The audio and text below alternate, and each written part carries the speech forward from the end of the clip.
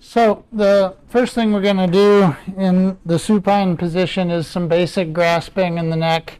I'm a big fan of hanging on to the table with my legs so I can use them. So I'm going to do that. And I'm going to try to pull and push with my legs to make my movement. It's not obvious because it's a very small amount of movement, but you can definitely feel a difference at the end of the day if you're using your legs versus not. This technique can be done with just the trap getting a little gentle grasp in this palm up supine position of my forearm, supinated position. Or what I like to do is include a little bit of compression on the way down on one side. So my right hand is compressing while my left hand is pulling. And I'm going to use the base of this thenar eminence and the radial styloid process to actually move the head and push up under the occiput on the pull side.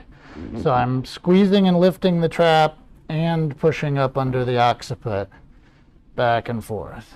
So it starts with pushing in, pulling up, and getting up under the occiput with the base of the thumb, just like that.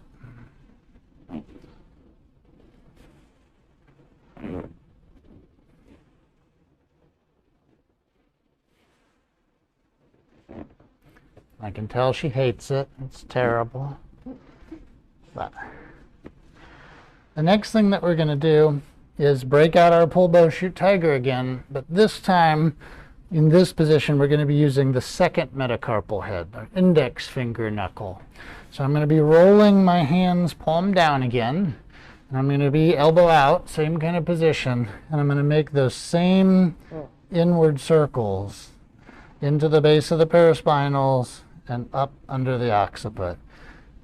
Go slow. Our tendency is to try to whip the head around doing this, and we don't want to make anyone dizzy or set off anyone's vertigo. So just remember to go nice and slow. If you have a lift table and you can pick it up real high, you can certainly do all these things standing. If you prefer to sit, you can drop the table to the right height, sit. I do a mix, just depending. So, easy peasy. In this position, you can also reverse pull bow shoot tiger really easily and push down the neck and into that levator area at the base. So I'm now making an outward circle instead of an inward circle, and that works just fine. I had a patient who had vertigo and would not allow any techniques that pulled up the neck. I said if anyone did stuff like this and pull up, that would set off their vertigo. And I had never experienced anyone with that, so I had to modify everything I did to go down the neck and do an hour of neck massage. It was interesting, but it was actually a really good experience because it taught me a lot of things I do one way.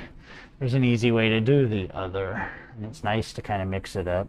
So, is that okay? Mm-hmm. Good deal. So we got our pull bow shoot tiger there. I'm not going in order. If you're looking at that list, it'll confuse you. But I did do the grasping on the trap to start with. The pressing and pulling is just a pin and stretch technique. I like to do this for levator in particular, though the scalenes and trap are fair game as well. So I'm grabbing her occiput with my left hand to work the right side, and I'm going to come in and find that insertion of levator. Pick a tool, it doesn't matter what you use. That second metacarpal head is a good one. And I'm going to apply that pressure into the insertion, and then I'm going to twist and pull the head to the far side, just lengthening levator as I work. If I'm worried more about trap, I'm less worried about rotating the head. I'm pressing in and I'm simply laterally flexing the neck to get in there. If I'm worried about scalenes, I'm going to switch to a different tool. Come in and find the scalenes with my thumb in this case, though a pip joint also will work.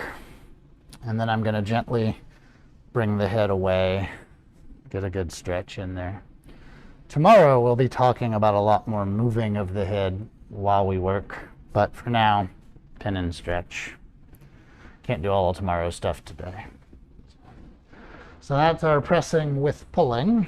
And then the last one we'll do in this little section is to use these pip joints. We call that a chup in some of the Chinese martial arts stuff. So I'm reaching up underneath her and balling my hands up into a fist, with my thumb out on the side, so it's out of the way. And then I'm using those and dragging straight up the neck till I get up under the occiput. I don't go downward with this one. A lot of people do.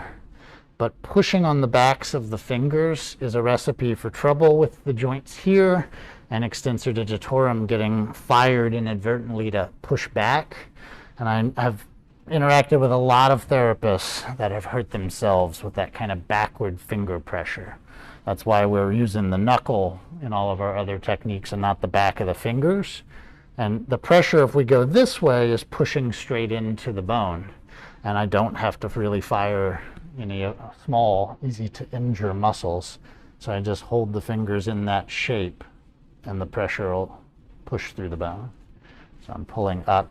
If you wanted to go up and down, you have to switch to a different tool. So I'd have to push down with like the second metacarpal head and up with the pip joints. Down with the second metacarpal head, up with the pip joints. If you want to make a flow out of it, you can. You just got to get a little more movement in the hands.